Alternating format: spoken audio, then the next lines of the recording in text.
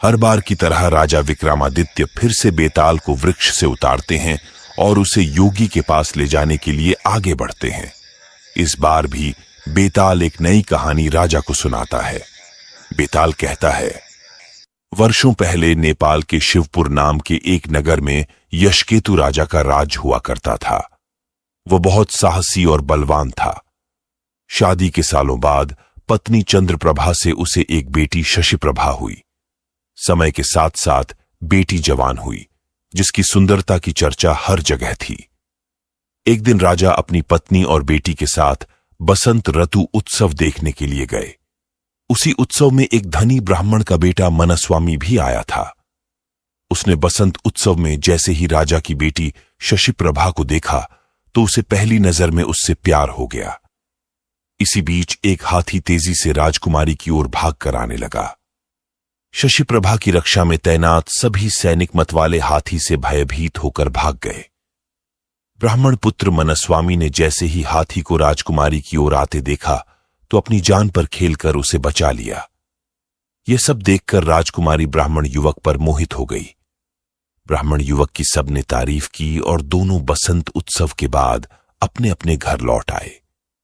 राजमहल में शशिप्रभा का बुरा हाल था। वो अपनी जान बचाने वाले ब्राह्मण की याद में खोई रहने लगी। दूसरी ओर ब्राह्मण युवक भी शशिप्रभा से दोबारा मिलने के लिए बेचैन था। राजकुमारी से मुलाकात कैसे हो, ये सोचते सोचते वो एक सिद्ध पुरुष के पास पहुंच गया। मनस्वामी ने अपने मन का सारा हाल उसे बताया। सिद्ध पुरुष ने सिद्धि के बल पर 2 गोली बनाई। एक गोली उसने ब्राह्मण युवक को मुंह में रखने को दी। मुंह में गोली रखते ही युवक एक सुंदर सी युवती बन गया। सिद्ध पुरुष ने दूसरी गोली अपने पास रख ली और वो एक वृद्ध ब्राह्मण के भेष में आ गया। फिर सीधे सिद्ध पुरुष मनस्वामी को लेकर राजमहल पहुंच गया। उसने राजा से कहा, देखिए, यह मेरे बेटे की होने वाली धर्मपत्नी है। इसे आप कुछ दिनों के लिए राजमहल में रख लीजिए, क्योंकि मुझे तीर्थ के लिए जाना है। मुझे लगता है कि यह राजमहल से ज्यादा सुरक्षित और कहीं नहीं रहेगी। राजा ने सोचा कि अगर वो मना करता है तो यह सिद्ध पुरुष श्राप भी दे सकता है। राजा ने कहा, हे ब्राह्मण, आप जाइए। आपके बेटे की होने वाली पत्नी हमारे यहां सुरक्षित रहेगी। यह मेरी बेटी के साथ उसकी सखी की तरह रहेगी। इतना सुनने के बाद सिद्ध पुरुष वहां से निकल गया और मनस्वामी कन्या के भेष में शशिप्रभा के साथ रहने लगा। उसकी सखी की तरह रहकर वो राजकुमारी से खूब बातें करता। एक दिन मौका पाकर मनस्वामी ने उससे पूछा, आप हर समय इतनी दुखी क्यों रहती हैं? आपकी आंखें हर समय किसको ढूंढती हैं? ये सुनते ही राजकुमारी ने बसंत उत्सव के दिन हुई घटना बताते हुए कहा, वो ब्राह्मण युवक मेरे मन को भा गया है। मुझे न उसका नाम पता है, न ही शहर। मैं हरदम यही सोचती हूं कि उससे भेंट कैसे होगी। शशिप्रभा की मन की सारी बात जानकर स्त्री भेष में मौजूद मनस्वामी बहुत खुश हुआ। उसने राजकुमारी से कहा, सखी, मैं तुम्हें उस ब्राह्मण युवक से मिला सकती हूं। इतना सुनते ही प्रेम में बेचैन शशिप्रभा ने कहा, बताओ कैसे? क्या तुम उसे जानती हो? तब मनस्वामी ने कहा, तुम जल्दी से आंखें बंद कर लो। उसने जैसे ही आंखें बंद की, ब्राह्मण युवक ने जल्दी से मुंह से गोली बाहर निकाली और वापस युवक के भेष में आ गया। मनस्वामी ने बहुत प्रेम से शशिप्रभा को पुकारा। युवक की आवाज सुनकर वो बहुत प्रसन्न हुई और खुशी से उसे गले लगा लिया।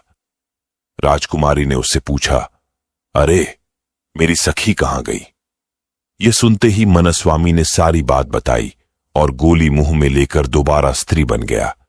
ये सब देखकर राजकुमारी दंग रह गई और मन ही मन बेहद खुश भी हुई। उसी समय दोनों ने एक दूसरे को मन से पति पत्नी मान लिया और इसी तरह राजभवन में साथ साथ रहने लगे। एक दिन राजा के मंत्री के बेटे की नजर मनस्वामी पर गई।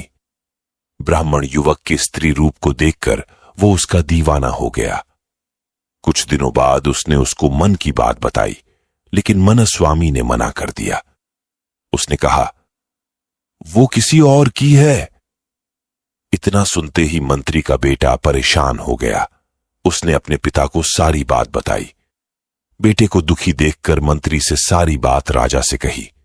मंत्री की बातें सुनकर राजा ने मंत्री के बेटे और स्त्री रूप धारण किए मनस्वामी के विवाह का फैसला ले लिया। राजा का यह फरमान सुनने के बाद मनस्वामी ने कहा, महाराज, आपको पता है मेरा विवाह किसी और से होने वाला है। ऐसा करना अधर्म होगा। फिर भी अगर आप मेरा विवाह करवाना चाहते हैं तो राजा का आदेश मानकर मैं यह विवाह कर लूंगी। राजा बहुत खुश हुआ और दोनों का विवाह करवा दिया। विवाह होते ही मनस्वामी ने मंत्री पुत्र से कहा, तुम्हारी जिद की वजह से मेरा विवाह तुम्हारे साथ हुआ है, वरना मैं किसी और से विवाह करने के लिए इस राज्य में आई थी। अब तुम्हें इस पाप को धोने के लिए तीर्थ के लिए जाना होगा। प्यार में पागल मंत्री पुत्र ऐसा ही करता है। एक दिन सिद्ध पुरुष दोबारा ब्राह्मण के भेष में राजमहल पहुंचता है। इस बार वो अपने साथ अपने एक दोस्त को जवान करके अपना बेटा बनाकर लाता है। ब्राह्मण राजा से पूछता है, मेरी बहू कहां है? मैं उसे अपने साथ लेकर जाना चाहता हूं और अपने बेटा का उससे विवाह करवाऊंगा। इतना सुनते ही राजा ने सारी कहानी उसे बता दी। सिद्ध पुरुष बहुत गुस्सा हुआ। राजा ने उसके श्राप से बचने के लिए कहा, देखो, अब जो हो गया उसे बदला नहीं जा सकता। हां, मैं अपनी बेटी से तुम्हारे बेटे का विवाह जरूर करवा सकता हूं। इतना सुनते ही सिद्ध पुरुष राजा की बात पर सहमत हो गया और राजा ने सिद्ध पुरुष के दोस्त, जो उसके बेटे के रूप में महल पहुंचा था, उससे अपनी बेटी शशिप्रभा का विवाह अग्नि को साक्षी मानकर करवा दिया। इसी बीच मनस्वामी वहां अपने असली भेष यानी पुरुष रूप में पहुंचता है और शशिप्रभा को अपनी पत्नी बताता है। इतना सुनते ही बेताल ने कहानी सुनाना बंद कर दिया। उसने कहा, राजन, अब तुम बताओ, शशिप्रभा किसकी पत्नी है? विक्रमादित्य ने कोई जवाब नहीं दिया। गुस्से में बेताल ने कहा, जवाब दोगे या तुम्हारी गर्दन अलग कर दूं? कुछ देर सोचकर विक्रमादित्य कहते हैं, शशिप्रभा उस युवक की पत्नी है जिससे उसने अग्नि को साक्षी मानकर शादी की थी। मनस्वामी घर में भेष बदल कर रह रहा था और चोरी से शशिप्रभा से मिलता था। यह जवाब सुनकर बेताल ने कहा, तुमने बिल्कुल सही जवाब दिया है। अब तुमने सही जवाब दे दिया है तो मैं फिर से चला राजन। ऐसा कहकर एक बार फिर बेताल दोबारा वृक्ष पर जाकर उल्टा लटक जाता है। कहानी से सीख, छल कपट से किया गया प्रयास असफलता का कारण बनता है। हम आशा करते हैं कि आपको आज की कहानी पसंद आई होगी। ऐसी ही और कहानियां सुनने के लिए वीडियो को लाइक और शेयर करें और चैनल को सब्सक्राइब करें। मिलते हैं कल की वीडियो में।